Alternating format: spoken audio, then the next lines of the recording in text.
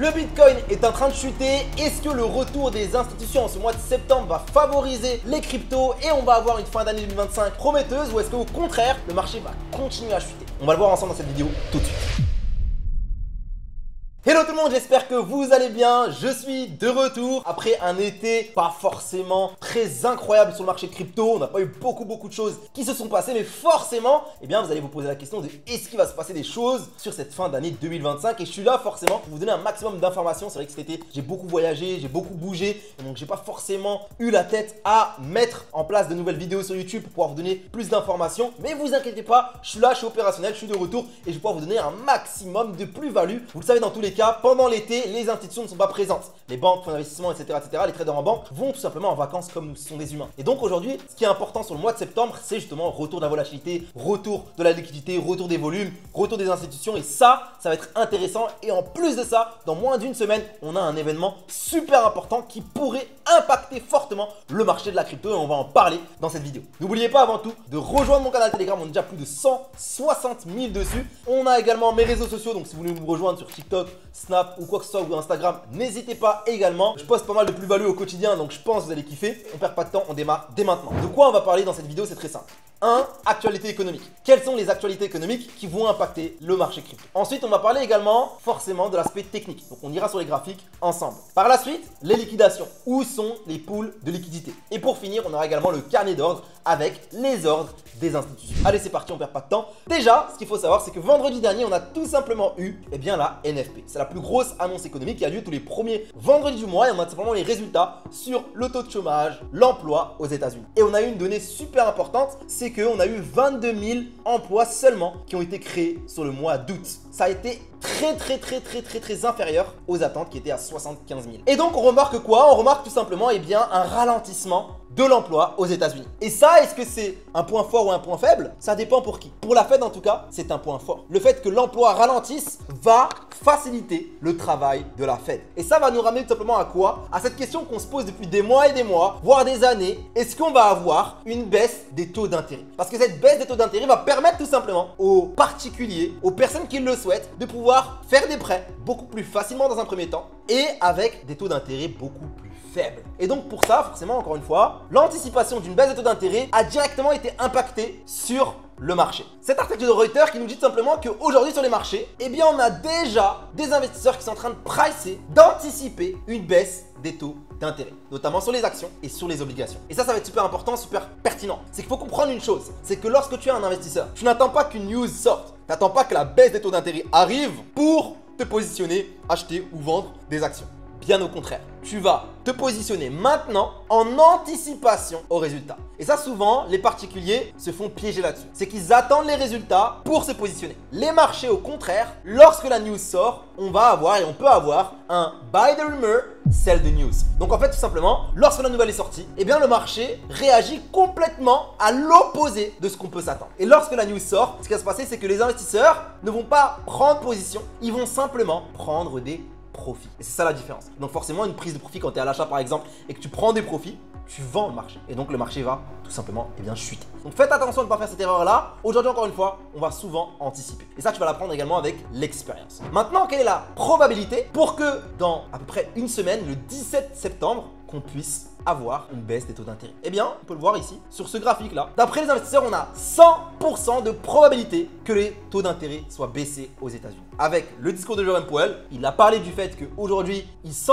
l'économie américaine prête à avoir une baisse des taux d'intérêt. Donald Trump a aussi mis un gros coup de pression, il le fait depuis des mois et des mois maintenant. Et d'ailleurs, les investisseurs parient pour une baisse des taux d'intérêt le 17 septembre. On a 89% de probabilité pour que les taux d'intérêt baissent de 25 points et 11% de 50 points. Donc ça va être super intéressant de surveiller également parce que forcément, si on les baisse de 50 points, ça n'aura pas le même impact que de 25 points. Sachant qu'encore une fois, on sait déjà, entre guillemets, qu'on a énormément de probabilité pour que les taux d'intérêt baissent. Maintenant, la question c'est est-ce que ça va être juste de 25 points et du coup le marché va réagir un petit peu de façon normale, ou est-ce que ça va être de 50 points et là les marchés vont encore plus réagir que de base. Vous le savez, quand on a 89% de probabilité pour que les marchés baissent de 25 points, lorsqu'ils vont baisser de 25 points, ça choquera personne. Par contre, si ça baisse plus, ça surprendra des gens et donc on aura une réaction sur le marché beaucoup plus forte. Maintenant, en termes de graphique, qu'est-ce qu'il en est? La dernière fois que je vous ai partagé un graphique, c'était celui-ci. Voilà ce que je vous ai partagé sur ma dernière vidéo, c'est cette magnifique trendline en weekly, cette magnifique analyse, ce magnifique setup en weekly. Et je vous ai partagé exactement, je vous ai laissé exactement la dernière vidéo sur YouTube où je vous ai parlé de mon analyse sur Bitcoin. Donc vous voyez un petit peu, on avait cette trendline là, ok,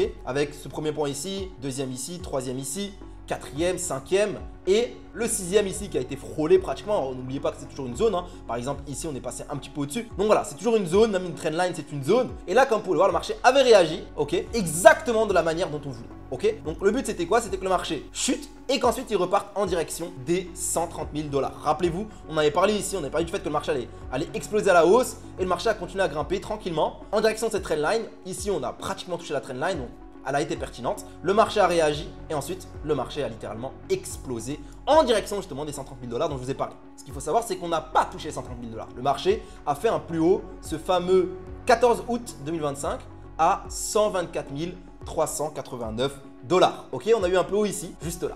Ok, maintenant le marché a chuté et est revenu sur les derniers plus hauts précédents de 2024, ici fin 2024, début 2025. Donc là, on a une grosse zone de demande extrêmement puissante sur laquelle le marché est revenu tranquillement rebondir actuellement. Qu'est-ce qui s'est passé sur du plus court terme? Donc, si je me place en H4, vous allez remarquer tout simplement qu'on avait une zone super intéressante récemment, en juillet, ok, donc c'était ce plus haut de juillet sur lequel on avait rebondi. Donc ici, on avait créé un plus haut. Le marché est revenu le 11 août sur cette même zone et ensuite on a eu ce qu'on appelle une prise de liquidité. Donc là on a eu un énorme piège, une énorme manipulation et cette manipulation là s'est passée exactement au moment des résultats de l'inflation aux États-Unis. Comme par hasard, on s'est servi entre guillemets de ces résultats là pour faire une prise de liquidité. Donc on est revenu juste au-dessus des plus hauts, chercher tous les stop loss de tous les particuliers et ensuite le marché a complètement explosé à la baisse rapidement et fortement. Ensuite le marché est passé sur une tendance baissière court terme. Vous voyez, on a des plus hauts de plus en plus bas et des plus bas à chaque fois de plus en plus bas jusqu'à venir chercher cette zone de demande extrêmement puissante qui représente encore une fois les derniers plus hauts précédents de fin 2024 et début 2025. Donc là ce qui va nous intéresser maintenant, c'est est-ce que le marché peut tenir cette zone là? Pour moi, on a deux scénarios possibles. Le premier, c'est que cette zone-là, forcément,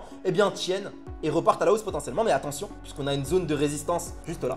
Donc cette zone que vous voyez en bleu est une zone sur laquelle à chaque fois que le marché rebondit, il arrive à rechuter. Donc tant que cette zone-là n'est pas cassée fortement de façon nette et qu'on revienne pullback dessus pour montrer entre guillemets l'intention des investisseurs, eh bien le marché reste baissier sur Bitcoin. Donc faire super attention à ça. Donc le marché peut tout simplement continuer à baisser. Ma vision des choses pourrait être, j'ai un scénario qui pourrait être intéressant, c'est le fait que on soit reparti en dessous de la trendline. Ça peut être un piège, voilà, on est venu au-dessus de la trendline, on a fait un sorte de double top et le marché a chuté. Donc ça peut être un très beau piège pour faire chuter le marché. Deuxième scénario possible, c'est quoi? C'est que maintenant ce qui va nous intéresser, c'est vraiment d'aller chercher potentiellement des zones psychologiques importantes. Quelle est pour vous la zone psychologique importante? Eh bien dans un premier temps, on a les 150 000 $. On est loin, ok, on a 40 000 $. Par contre, la deuxième zone psychologique qui est super importante, c'est la zone des 100 000 $. La zone des 100 000 $ est une zone extrêmement importante. Dans la tête de n'importe quel particulier, entre guillemets, si on est au-dessus des 100 000 $, c'est direction les 1 million. Si on est en dessous des 100 000 $, c'est la fin du Bitcoin.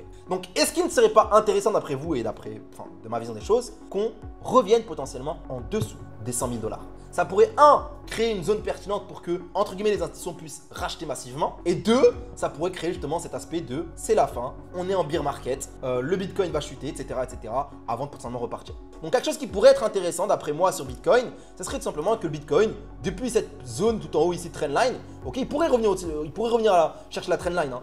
Mais tant qu'on est en dessous de cette trendline weekly, on pourrait de mon point de vue, eh bien tout simplement revenir dans des zones en dessous des 100 000 $. Ça ne me choquerait pas de voir un Bitcoin par exemple revenir à 90 000 $ avant de potentiellement créer une zone où il pourrait repartir potentiellement. Pour moi, revenir en dessous des 100 000 $ ne dirait pas forcément que c'est la fin du bull run et que ça y est, c'est fini. Bien au contraire. Maintenant, en termes de liquidation, où on en est? On a deux zones qui sont extrêmement intéressantes. On a forcément une zone plus haut et on a une zone plus bas. Ce qui est logique puisque le marché est en train un petit peu de ranger sur les derniers jours. Ok, donc le marché est en train de stagner un petit peu. Donc encore une fois, pour l'instant, vous avez un gros pool de liquidité plus haut vers les 112 000 $ et vous en avez une aussi à 109 000, 110 000, pratiquement un peu en dessous des 110 000. Donc ces deux zones-là sont importantes. Maintenant, on va voir sur du plus long terme, en weekly par exemple. Et vous allez voir, en weekly, ça va être beaucoup plus intéressant. En weekly, regardez, la zone la plus intéressante de liquidité, elle se trouve plus bas. Ok, elle se trouve ici vers les 109 000 $. À 109 000 $, on a énormément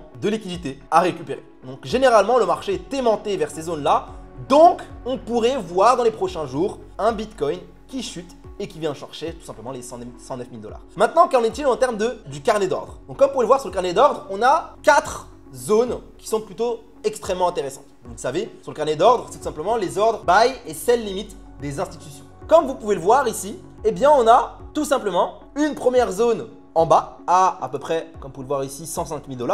À 105 000 $, on a 179 bitcoins en buy limit qui cherchent à être comblés. Donc ça, c'est un peu plus bas à 105 000 $. Le marché pourrait être attiré par ça. Maintenant, si on dézoome un peu, on remarque une deuxième zone un peu intéressante à 120 000 $. Ok, on a 167 bitcoins à récupérer à 120 000 $. Et vers les 125 000 $, on a à peu près 300 bitcoins qui cherchent à être comblés. Si on dézoome encore, on a forcément à 130 000 $, 241 bitcoins. Pas grand chose plus bas, hein. Même à 100 000 $, regardez, on a que 112. Ok, on a que 112 bitcoins. Et plus haut, par contre, si vous regardez encore un peu plus haut, hop là, on va avoir une zone qui va être intéressante à 150 000 $ où on a 200 bitcoins. Mais on reste très en ligne de cette zone-là, donc c'est pas forcément ce qui nous intéresse actuellement. Là, ce qui va nous intéresser, c'est vraiment ces zones-là. Donc on a vraiment une grosse zone à 120 000 $, 125 000, 130 000 et une seule un peu plus bas ici à 105 000 où on a 179 bitcoins qui cherchent à être récupérés. Donc là, en termes d'institutions, on est vraiment beaucoup plus bullish. On s'attend potentiellement à ce que le marché grimpe puisqu'on a vraiment beaucoup plus d'ordre ici vers le haut que vers le bas. Donc ça aussi, ça va être intéressant à surveiller. Maintenant, encore une fois, eh bien, tous les radars sont en ce qui concerne les taux d'intérêt, la réunion du 17 septembre. Attendez-vous à beaucoup de mouvements avant, pendant et après. Ça fait beaucoup de temps que les investisseurs attendent et justement cherchaient à avoir des informations par rapport à ça. Maintenant, on a enfin du concret. Et je pense quand même encore une fois que si vous voulez acheter du Bitcoin à moindre prix, vous en aurez également l'occasion. Vous devez être prêt à tous les scénarios. Et n'oubliez pas encore une fois, ce n'est pas parce que les taux d'intérêt vont baisser le 17 septembre que ça veut dire qu'on aura des rentrées de liquidités directement à ce moment-là. Ça prendra quand même du temps. N'ayez pas cette vision court terme. Oui, on aura des mouvements court terme, mais la vision doit être plus long terme. Et c'est pas parce que les taux d'intérêt ont baissé maintenant que ça y est, c'est la fin. Et surtout que c'est la première baisse des taux d'intérêt. On s'attend à 3 potentielles baisses avant la fin de l'année. Donc oui, de mon point de vue, ça pourrait être bénéfique pour le marché de la crypto. Les altcoins également, on en parlera dans une prochaine vidéo pour pas que cette vidéo soit trop longue. Abonnez-vous bien à la chaîne YouTube et n'hésitez pas à me dire quel altcoin vous intéresse que j'analyse. On va également parler de Ondo, dont j'avais parlé un petit peu sur ma dernière vidéo sur laquelle j'ai investi 250 000 $. On va voir un petit peu qu'est-ce qu'il en est, où on en est, etc. dans les prochaines vidéos. Donc n'oubliez pas de vous abonner à la chaîne, de rejoindre le canal Telegram également si vous n'y êtes pas pour avoir un petit peu des news au jour le jour plutôt que d'attendre à chaque fois les vidéos sur YouTube, etc. Même si les vidéos sur YouTube sont extrêmement puissantes, vous avez vu, avec énormément de plus-value. Et je compte sur vous réellement par rapport à ça. Je vous souhaite une très bonne journée ou soirée, peu importe le moment à laquelle vous regardez cette vidéo. Et on se dit à bientôt. Let's go!